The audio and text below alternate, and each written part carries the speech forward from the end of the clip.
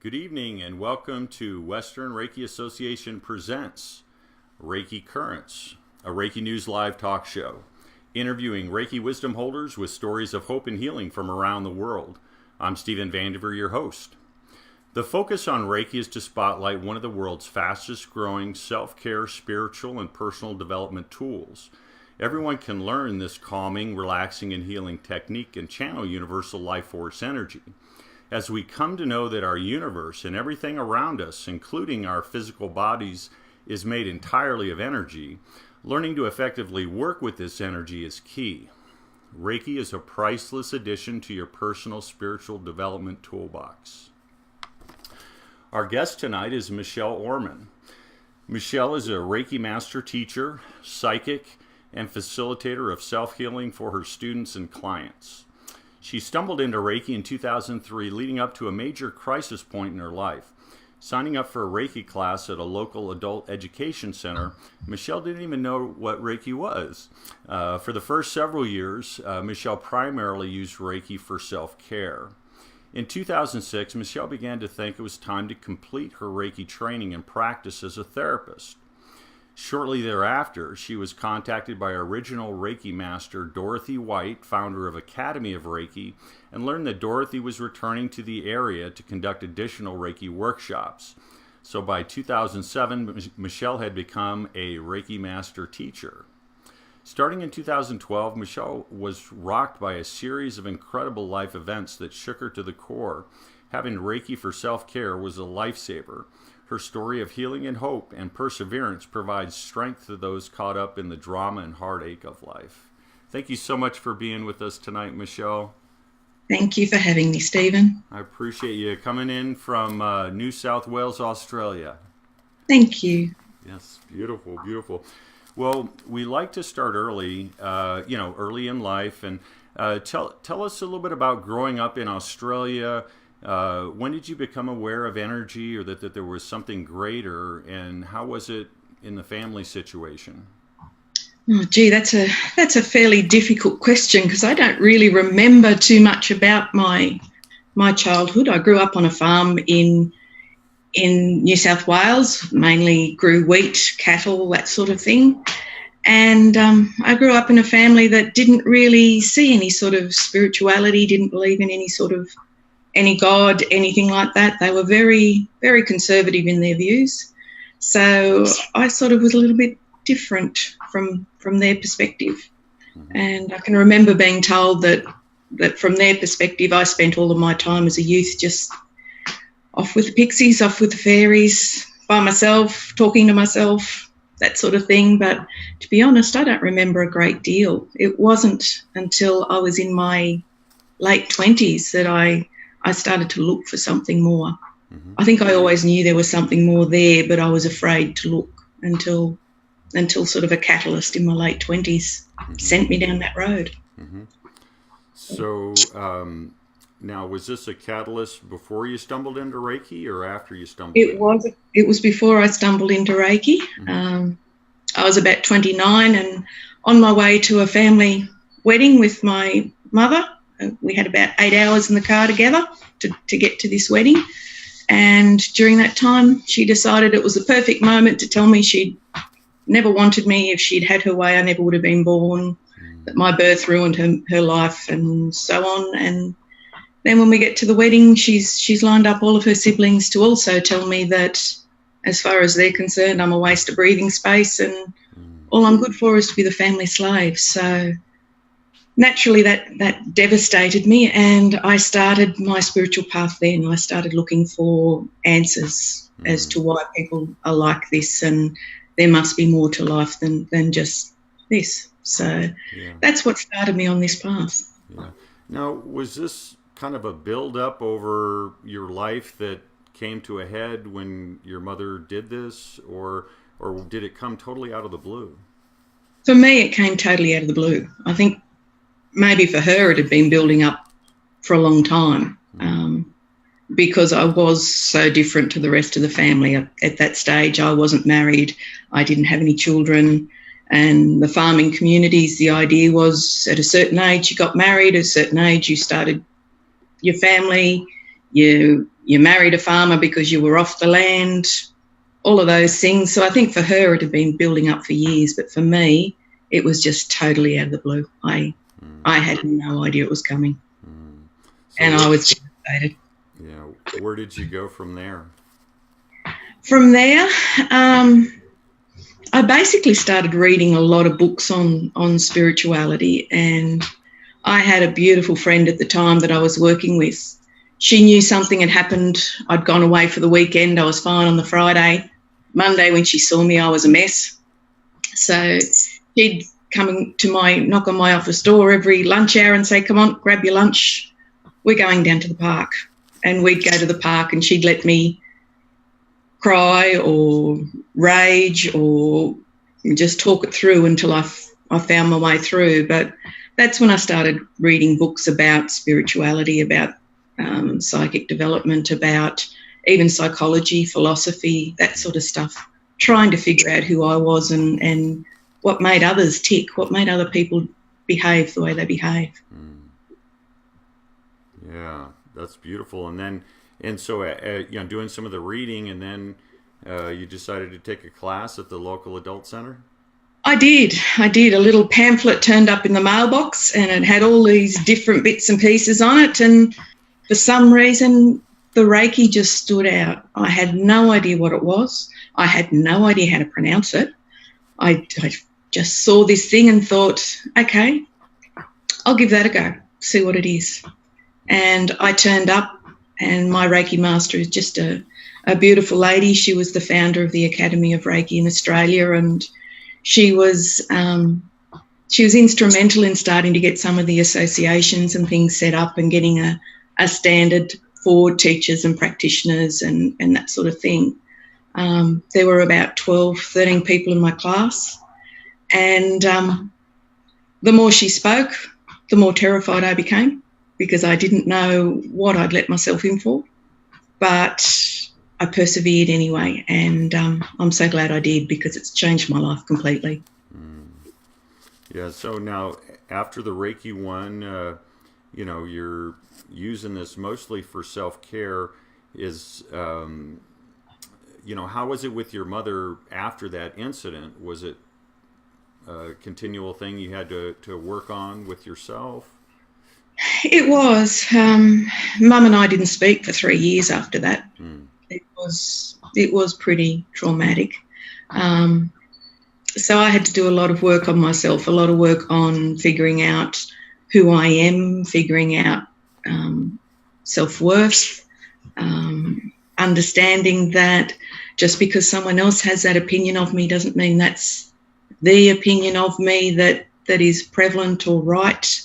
Understanding that she was doing the best she could do as well. I mean, I suspect, I don't know for certain, but I suspect she'd suffered a lot of abuse in her growing up, and she'd done well not to pass all of it on to me, but there was a fair bit of psychological or emotional abuse that came my way, and for me to learn that wasn't about me. That was her expressing her pain where she was at.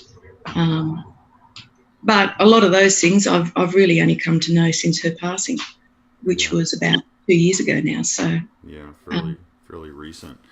Well, yeah. Then, so you became a Reiki master teacher in 2007, and then you started a practice. How was it, and how does a Reiki practice do in your area of the world?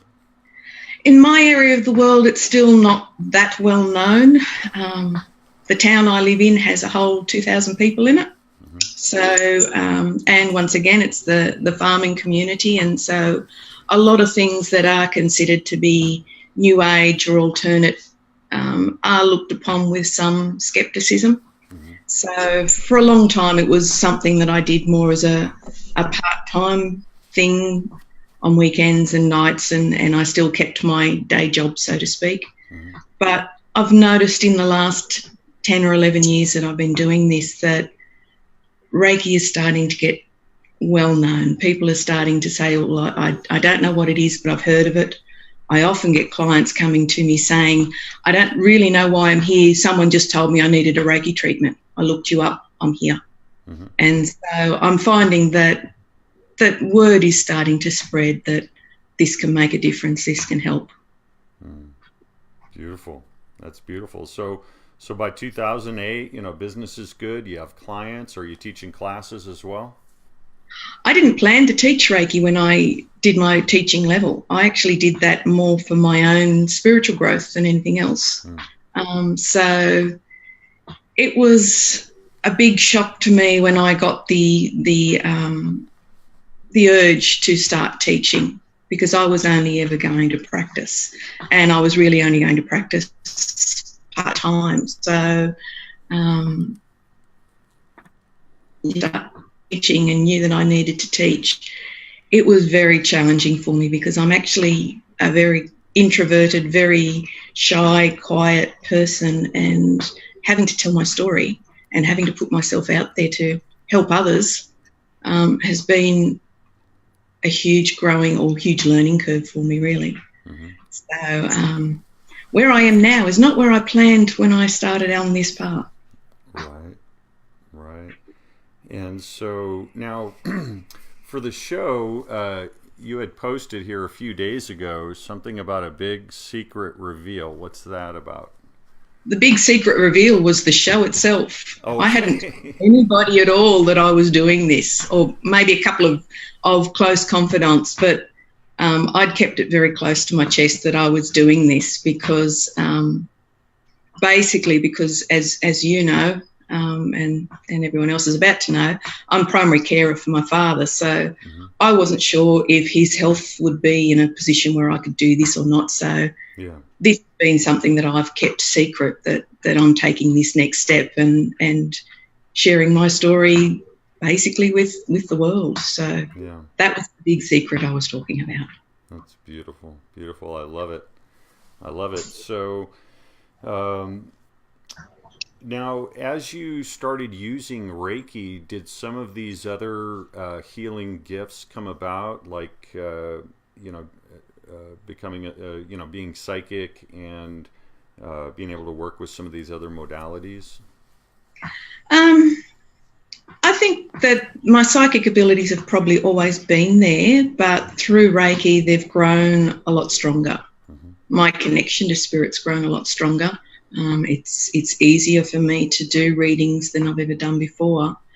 And the other thing that I've found through my Reiki journey is I've discovered and developed a personal relationship with God, which I never had before.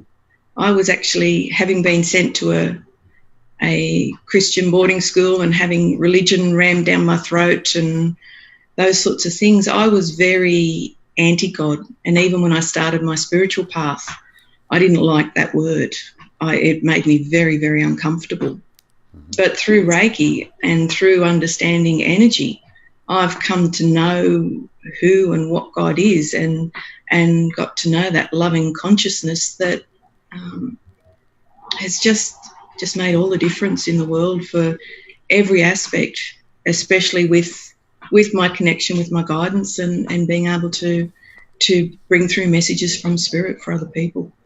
So it's just been a marvellous blessing the whole way through. That's beautiful. Now, did some of that resistance on your part come from a religious upbringing? No, the exact opposite.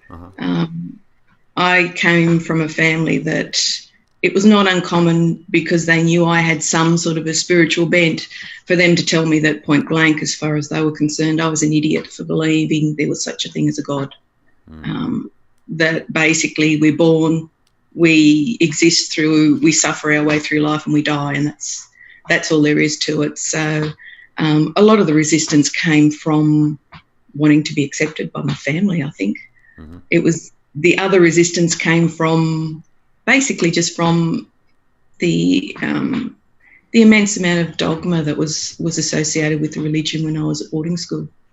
So between the two, it was just like, I don't want this. I'm afraid of this. I'll stay right away from it all. It's too hard. That's beautiful. And so, so now I wanted to fill a little bit and then get into, you had some events happen starting around 2012 in a job, Mm-hmm. and everything seemed to happen so close together, and we're intertwined. It really needs to kind of be told over a several-year span. Can you It can you does. talk about that? Well, in 2012 was when I did my last level of training as a Reiki master. Through the Academy of Reiki, there's actually 3 levels of the master level. You have a master practitioner, master teacher, and then you have what I refer to as the advanced instructor. And when I first learned that was different to the way a lot of other Reiki masters teach, I was a little bit apprehensive and thought, oh, maybe I'd been ripped off or something like that. But through experience, I'm actually extremely grateful now that I've had those 3 levels of master training, because with each attunement, life gave me a new set of challenges that encouraged me to grow into the energy associated with that particular master level. So in 2012, I completed my advanced instructor or my final level. And since then, basically, it's just been one thing after another that's been thrown at me that's really challenging me to question everything, who I am, what I believe in, and it's really making me walk the walk of what I teach to others, so that I know you had Franz Stein on recently, Mm-hmm. and something that he says really resonates with me, and he says, don't do Reiki, be Reiki. Mm-hmm. And this is what I've found life has taught me in the last 5 to 6 years in particular, is to actually be Reiki rather than just thinking that I'm going to do it or turn up to a workshop and go through the motions and give my students the same bits and pieces and then wander off and it's all fine. This is something I live 24/7 now. So in 2012, I was encouraged by an old family friend to change jobs and come and work for them. And it was promised to me that this would be for my benefit. This would help set me up for the future. And I felt a little bit obligated, because it was put to me that if I didn't do this, they'd have to reconsider their association with me. And I suppose my level of self-esteem, etc., at the time didn't see that as being some sort of a warning sign to stay away. I sort of went, oh, I'd better give this some serious thought. So I accepted the job, and very quickly I found out that that particular employer wanted to change absolutely everything about me. He'd decided everything was wrong. So he'd have me do a Reiki treatment on himself and his partner once a week each. And then for the next 2 hours, I'd get to sit at the kitchen table while he pulled apart everything he saw that was wrong in my life, being what I believed in, the books I read, the things that interested me, the way I spent my leisure time, my attitudes towards work, absolutely everything. And after about 8 months of this, I was completely broken, basically. So I ended up leaving that particular job. But I noticed while I was there, one day, and I'll give credit to my guidance for this, but one day I'm sitting there and he's really giving me the rounds of the kitchen table. And it suddenly occurred to me to use my Reiki training and my Reiki symbols to help me. So I put the empowerment symbol between myself and him, and I just kept refreshing it and renewing it. And after about 5 minutes, he slammed his hand on the table and yelled at me that I wasn't listening to him. And in that moment, I was just thinking to myself, thank you, Reiki, because the empowerment symbol had stopped him being able to hook in and drag energy out of me. And his anger was his response to not getting what he wanted from me anymore. So it saved me in that particular circumstance. And then from there, having left that job, I was only a couple of months, maybe not even that long, before my uncle, who was a bachelor, didn't have any children of his own, He had a couple of trips to hospital in quick succession, and his doctor said to me that he really needed to be in care. He couldn't live alone anymore. And in that time, my uncle asked if he could come and live with me, which it broke my heart to have to say no, but I couldn't take him in. So I had to help him get into care and clean up his house, and he was a little bit of a hoarder. 20 years of a bachelor living by himself. It took me months just to clean the house and get it into some sort of state to be able to get it sold. Still dealing with his resistance to being in care. It took him about 12 months to get used to even the idea. And then in amongst all of that, my father had surgery for his heart, which went drastically wrong, and he ended up, instead of being 2 days in hospital, ended up being 6 weeks in hospital, part of that in an induced coma. And then my mother came home while Dad was still in hospital, and I suddenly got a call from her saying, just come, help quick.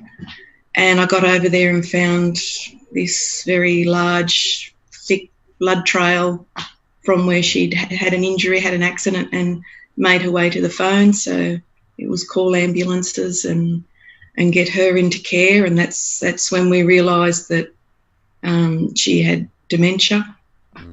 And over the course of the next 12 months, I was sort of dealing with her ongoing dementia, dealing with helping Dad, dealing with still helping my uncle. Then my mother ended up having to go into hospital with the dementia, and she had what they call Lewy body dementia, which apparently with Lewy body, they live their hallucinations as though they're real.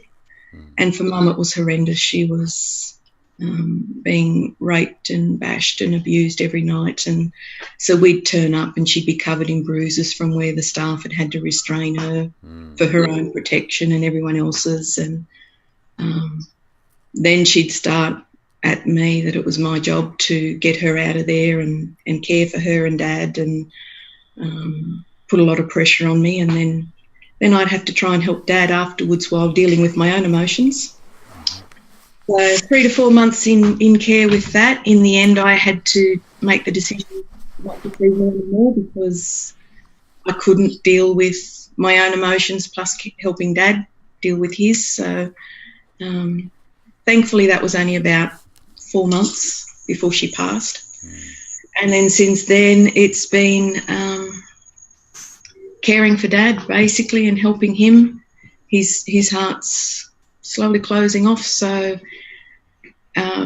sometime in the next, I don't know how long, I anticipate he'll be at the point too where he'll be ready to pass as well.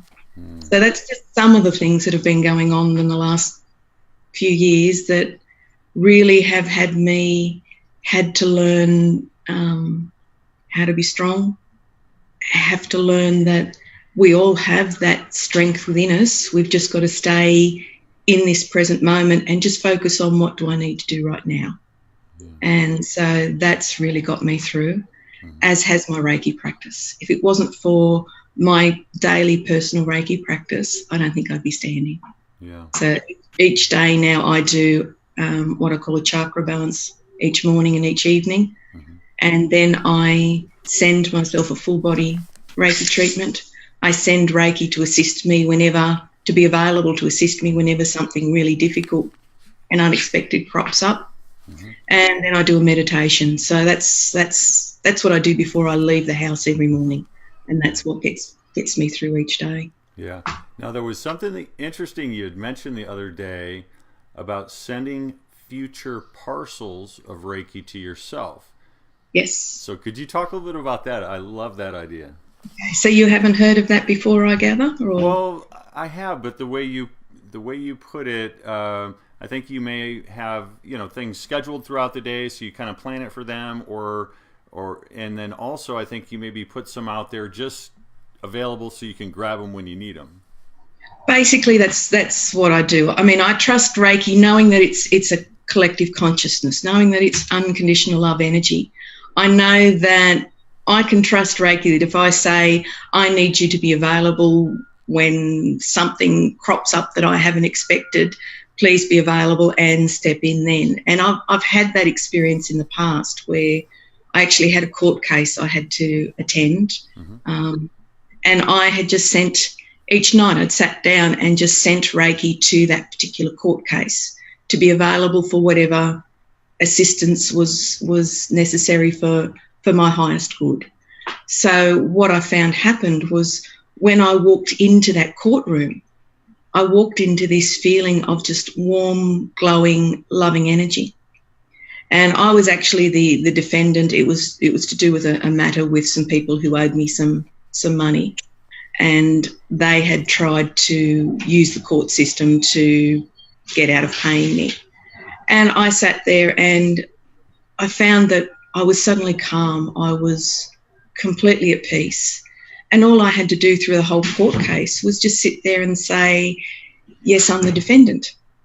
And then everything else just seemed to, their side just seemed to fall apart. They suddenly were standing up and saying, we want to pay her. She won't let us pay her. And I just sat there almost dumbstruck that things were just falling into place so easily for me.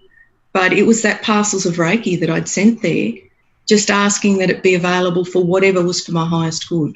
I wasn't trying to influence the outcome, just, if it was in my highest good to receive the assistance, to receive it. So I learned from that experience that Reiki can be available for us when we need it, and Reiki will know. So all we've got to do is spend a little bit of time each day sending a parcel to, if you want to call it like a healing bank, where you can say, when I need it, it will automatically kick in.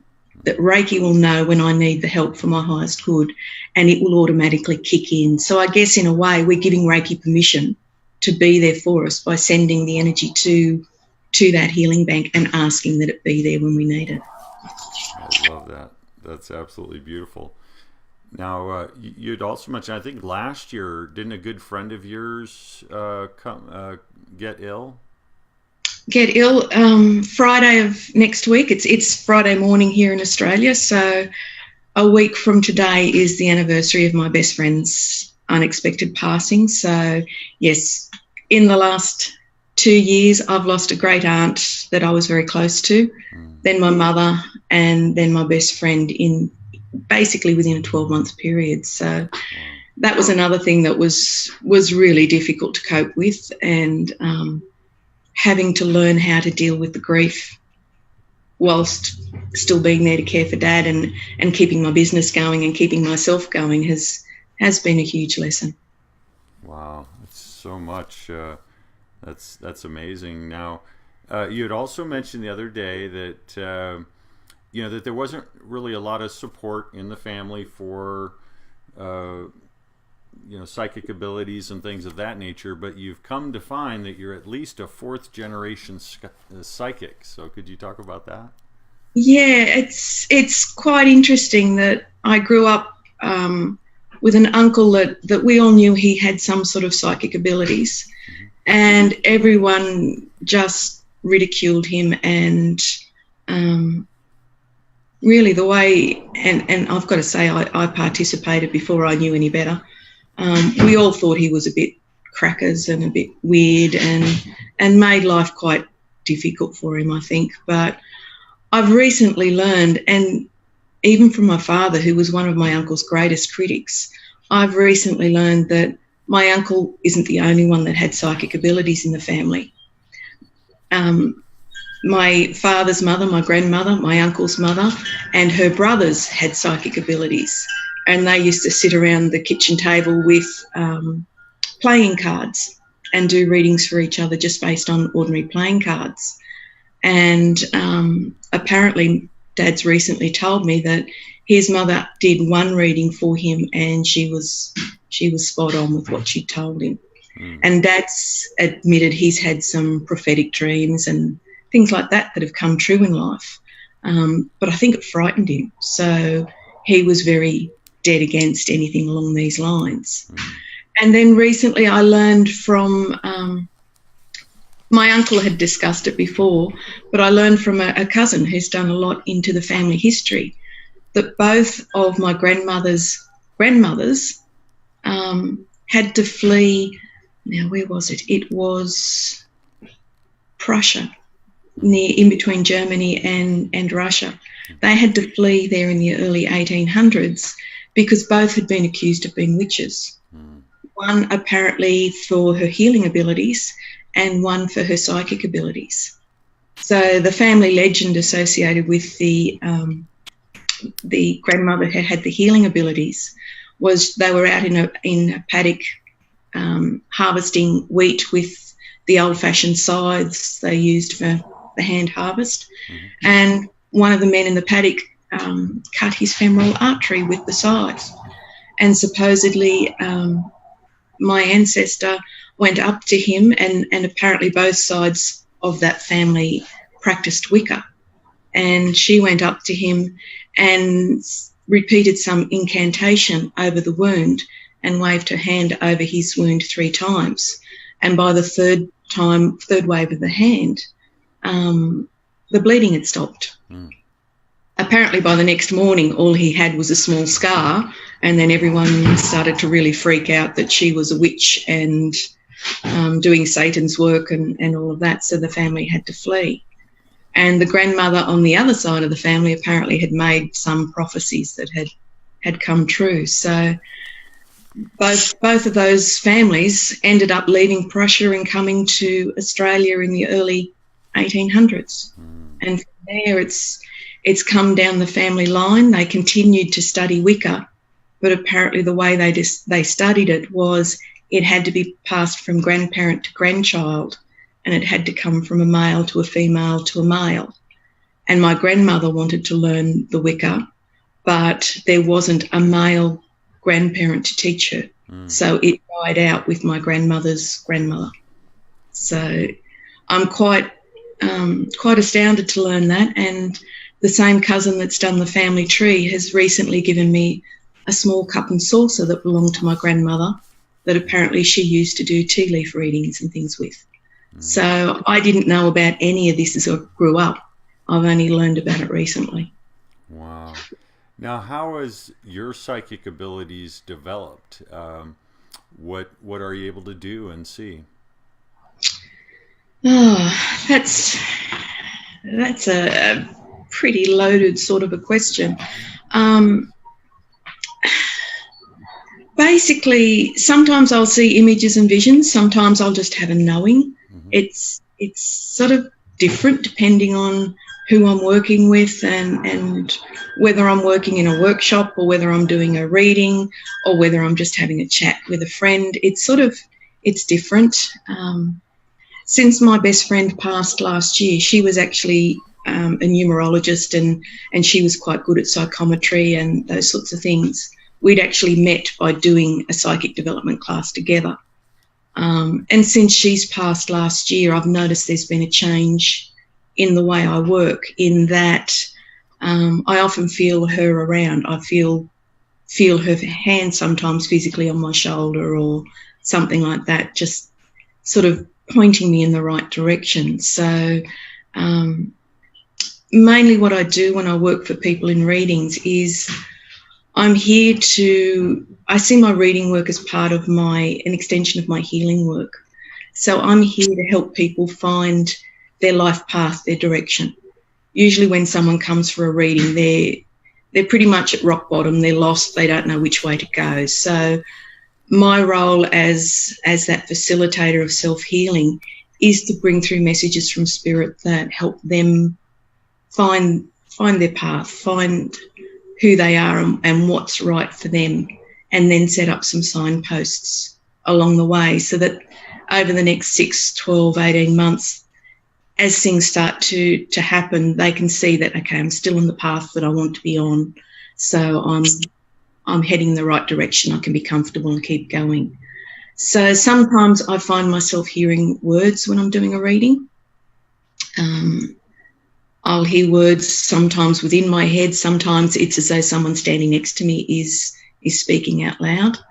I might see images. I might see, for example, if I'm talking about someone moving, I might be able to describe what I'm seeing in the way of a house, and what that house and surrounds might look like for them.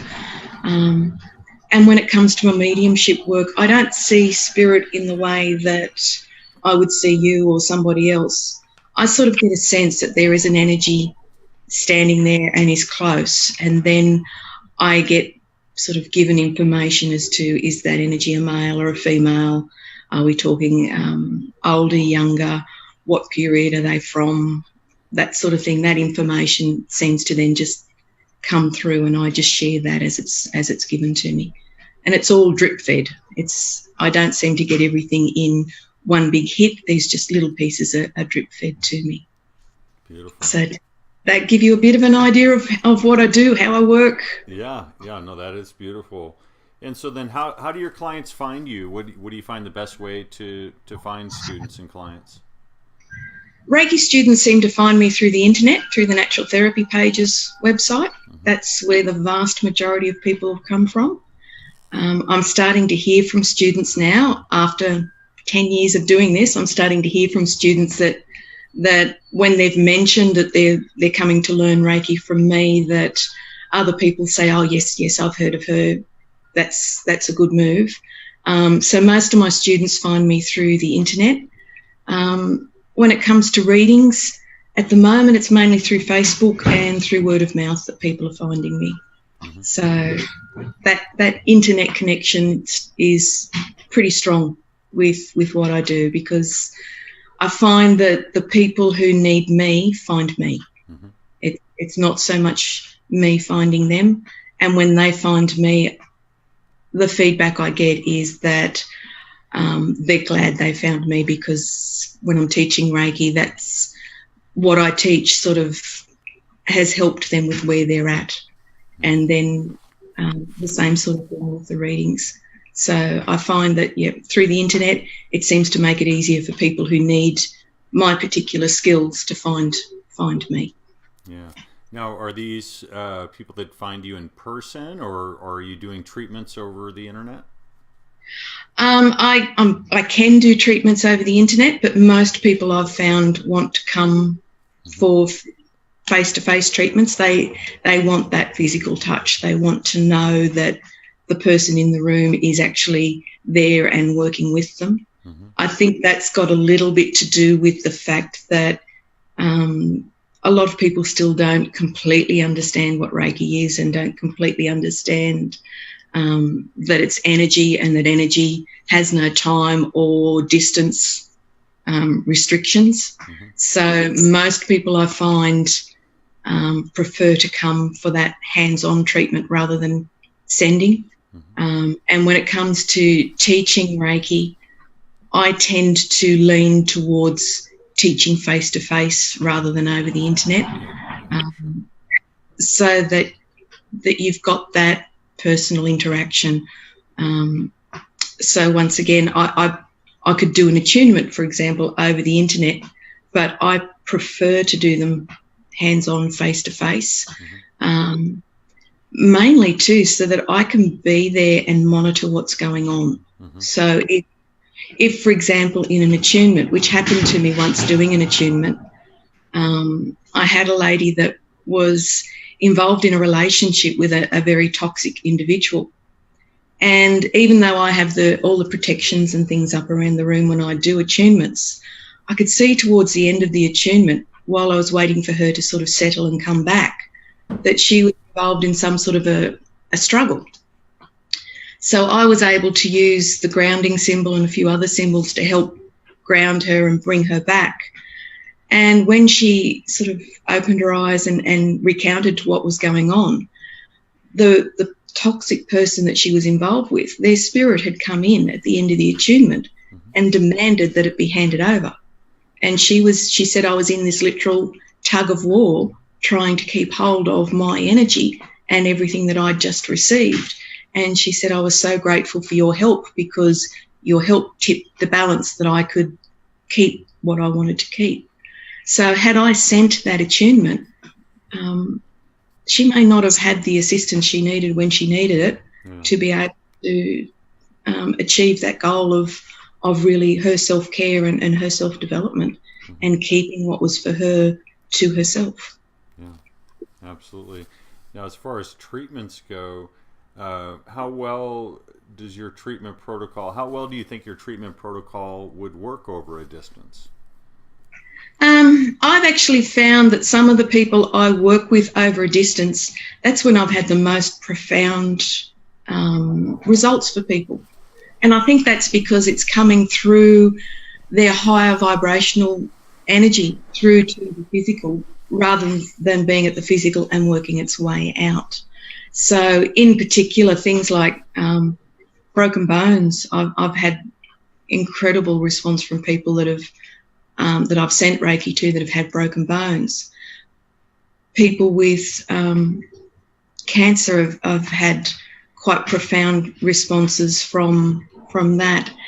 But I've probably found the most effective ailment, I suppose I'll call it, that people get benefit from if I send rather than do a face-to-face treatment is things like depression, anxiety, those sorts of things. And I think that's because of that thought energy vibration as opposed to the physical body. So I've actually found that distance healing can be a lot more profound under certain circumstances than face-to-face healing. Yeah, that's beautiful. That's beautiful. So do you have any international clients?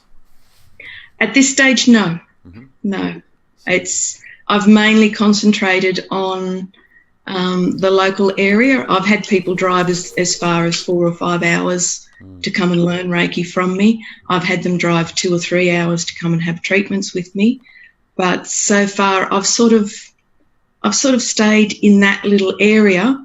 I think mainly because of all the other bits and pieces I was dealing with in life. It was just a little bit too much for me to take the rest on. But I'm aware that that's the direction I'm heading in, is to start and do a lot more work nationally and internationally, both with the Reiki and the psychic readings and mainly through the internet, I think. So it's coming. Yeah. Now, do you do any talks around town or any events that you kind of get out there and talk about Reiki? I have done in the past. I've been invited by some of the ladies groups, etc., to come and give them talks about what Reiki's all about and help them understand and give them a little bit of a demonstration on what the energy feels like. Mm-hmm. Because I find Reiki something that's very difficult to explain. You've really got to experience it to know what it is. So when I do go and do my talks, what I usually do is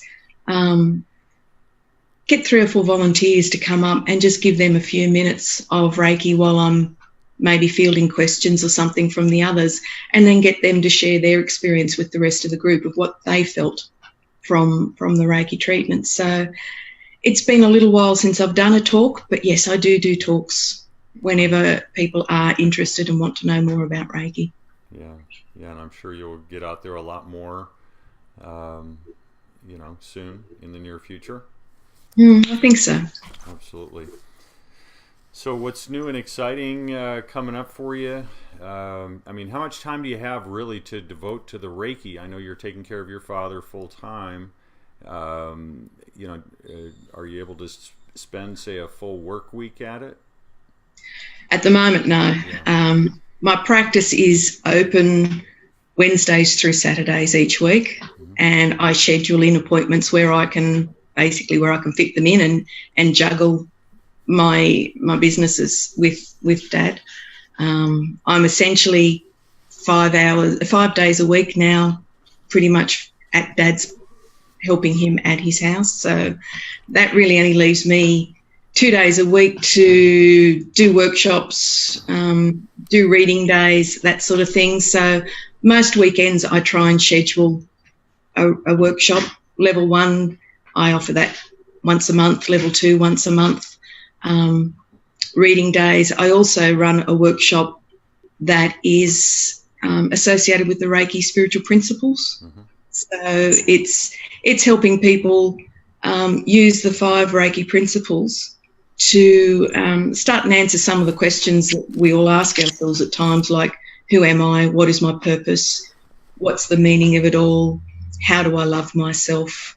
Those sorts of things. So I also run sort of the spiritual side of workshops where I can. So once my role as carer ceases, then I'll be full steam ahead with what I'm doing. But at the moment, it really is the juggling of the two. So, Yeah.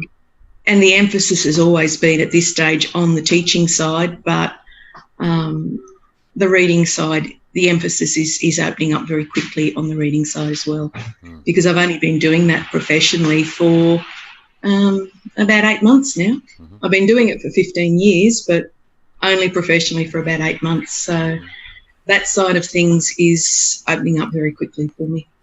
Yeah. Beautiful, beautiful. So do you have maybe a short guided meditation you could lead us through, or would you like to do a reading on me? Oh, now you're really asking, you're putting me on the spot for everything, aren't you? I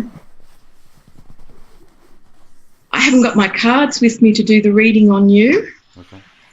And my mind has gone completely blank with the idea of a meditation.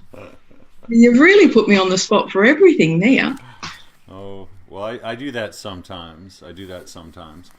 Well, we were talking a little bit the other day, and we're talking about, utilizing the internet, more, and talking about doing videos and, kind of getting out there.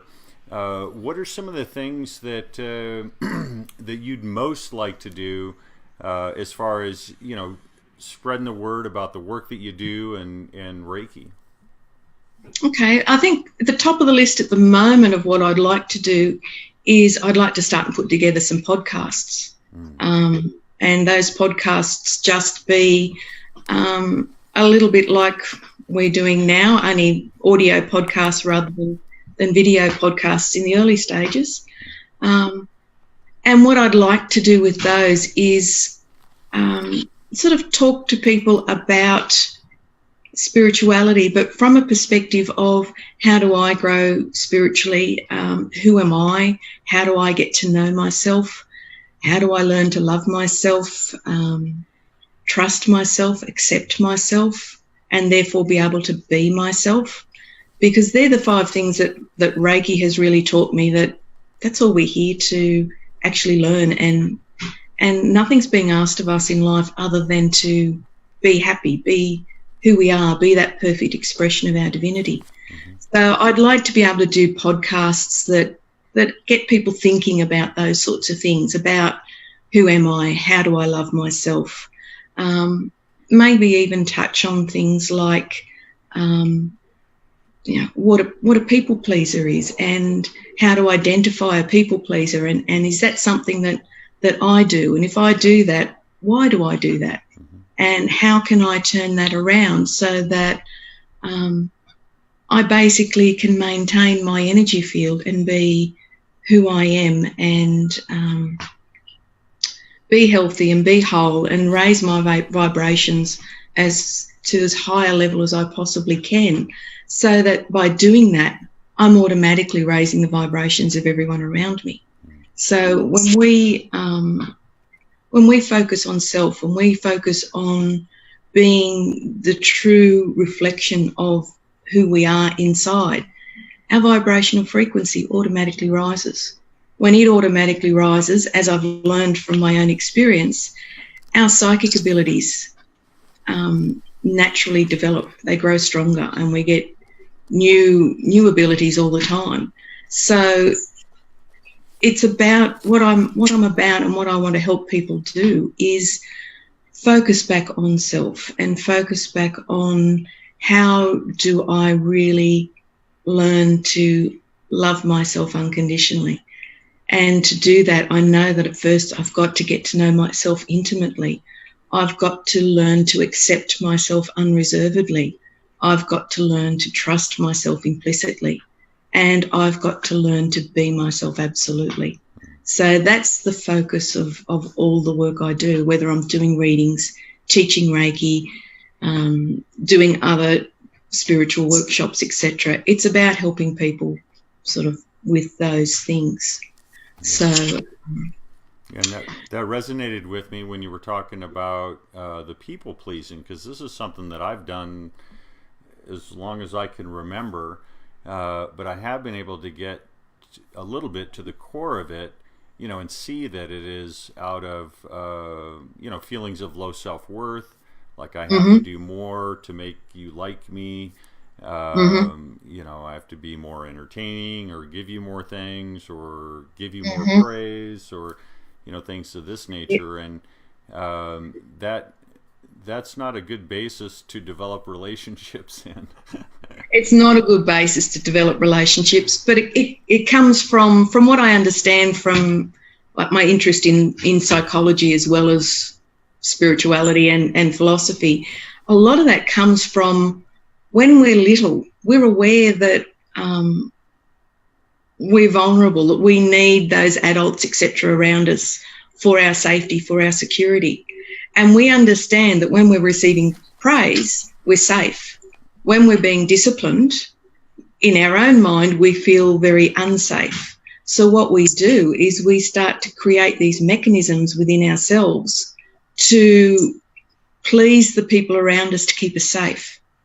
And for some of us, as we grow older, that learned behaviour on how do I stay safe, how do I keep everyone around me happy so that I feel safe, that becomes our natural way of being. But it creates so many problems for ourselves and other people that we end up being miserable, being feeling very unsafe, and basically it starts to tear us apart. So those sorts of things are really important for us to learn and identify what our self-belief is so that we can heal that. And from there, we can move on to being whole and complete and sharing that with others. Yeah. What I find in, my spiritual path work is that, I come up against that a lot, feeling, the growth opportunity versus having to leave behind attachments basically to family and to the parental units. It's a very difficult thing, even when I feel like that I've got resolution there, then I find there's another aspect or a deeper part of that so ingrained, and I even wonder, what I might be dealing with from lives previous to this one with regard to that. So I think lives previous, at the moment, the way sort of I'm a little bit unsure about past lives and their impact on us. Just from my own way of thinking, I find it a bit difficult to believe that the God that I've come to know, that is pure unconditional love, would set up some sort of mechanism whereby we come back to live another life and have to work through issues from a previous life without remembering what went on and what those issues were, essentially making it so much harder for us than it needs be. So when I talk past lives, I sort of talk about we have more than one lifetime in this life. We're often very different people at various stages in our life. So it's more looking at the various stages of past lives within this one life. That's where I tend to focus, because that's somewhere that we can access and we can gain the information fairly easily, and we've got the opportunity to do something about it, which to me fits into that pure loving consciousness of what we're here to achieve. So I find that there's so many layers. There's always a new layer. I think I've learned something well, and then a few months or a few years later, something will crop up that's very similar. And I think to myself, did I not learn the lesson the first time round? But I realise that I'm now just looking at a new layer of learning. There's always another depth. It is like we're the onion, that we've got to peel through all of our own layers of conditioning, etc., in life to get to the core of who we are. And it takes us time. It takes a lifetime. And so when we find ourselves back where we thought we'd been once before and resolved, it's important not to be hard on ourselves that, oh God, I'm back here again. What did I do wrong? It's okay. There's obviously a new layer of learning I can get from this. So let's start and look at this and see what opportunities for growth there are, and see how this can help me grow and become more whole and complete and more of who I am. So I find that the difficulties in life are often our greatest blessings. And I look for that in everything that goes on in my life. And I think that's what's helped me deal with a lot of what's happened, especially in the last couple of years, is just knowing that there's a blessing in here. I've just got to find it. There always is. Yeah, that's beautiful. Now, do you find when you're talking with folks, maybe a client or maybe not a client, but then when you're talking about something, rather profound, or trying to share some real good information with the person, that do you see sometimes in them that kind of denial come up, and then the story reel starts playing? Do you know what I mean? Yeah, I do sometimes. Mm-hmm. I notice that sometimes. What I notice though is, this is why I've had to learn to not be so shy and not be so secretive. I mean, growing up in my family, my coping mechanism to avoid the bullying and the ridicule for being different was I learned how to be invisible. I could be in a group of people and no one know I was there. So I've had to learn through my work in trying to help people to actually overcome that and share my story. And often when what you're talking about with people with their resistance comes up, if I can share an aspect of my life where it was absolute crap, basically, and I've found the blessing and I've moved through it and I've helped this to grow into who I am and into a much better state of being, I find that resistance often just dissolves, because they look at me and go, okay, you do actually understand. A lot of that resistance seems to come from thinking that because they see you as being in such a better place than where they're at, you couldn't possibly understand what they're going through. Yeah. So it's a defence mechanism that comes up. Yeah. But I find by having found the courage to share more of my story, that dissolves. And then the most wonderful feeling is when you're talking to someone in a reading or in a workshop and you see that light bulb moment. You see where something clicks and you can even see their energy come a little bit more into alignment, and you think, that's it. That's what we're about. You've got what you needed today. You're that little bit more whole. You're that little bit more together. Your energy's not as fragmented, and you've got it. You're going to take that and run with it. And that's what I love about this work, is when people get to the point that they can take that and run with it. Yeah, that's beautiful. Absolutely beautiful. So, and I love what you said about the spiritual growth. Sometimes I'm a little confused of what that is. How would you explain that to someone that says, well, what do you mean by that? Spiritual growth, I think it's learning to be more accepting of yourself. We all have aspects of ourselves that we don't particularly like. And the ones that some of them we can change, some of them we can't. And when we accept what we can't change and don't wish for it to be any different, we gain a little bit of peace. And I think spiritual growth is about gaining wisdom. It's about gaining peace. It's about learning to accept yourself and others as they are. And it's difficult to put into words without experiencing it firsthand. But it really is something that is about you finding peace within yourself and within the world, and finding, I believe happiness is inside of all of us. We've just got to do things that allow it to surface.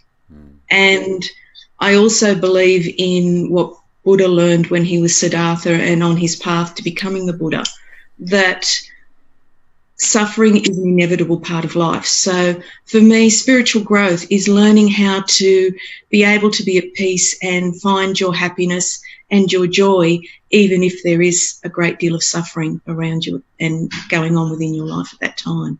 So it's wisdom, it's peace, it's acceptance, it's all those things rolled into one. That's beautiful. Thank you so much for being with us this evening, Michelle. Thank you. Appreciate you so much. And thank you all for tuning in, and those watching. Stay tuned next week, Thursday, at 6 p.m. Pacific for episode 32 of Reiki Currents. Blessings and namaste. Okay, stay with me, Michelle.